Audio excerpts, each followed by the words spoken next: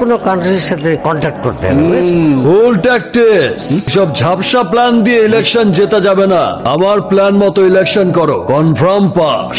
এই তুই কি ডারে জীবনে কয়টা মার্ডার করেছিস তুই? বেশি হলি 5টা 10টা।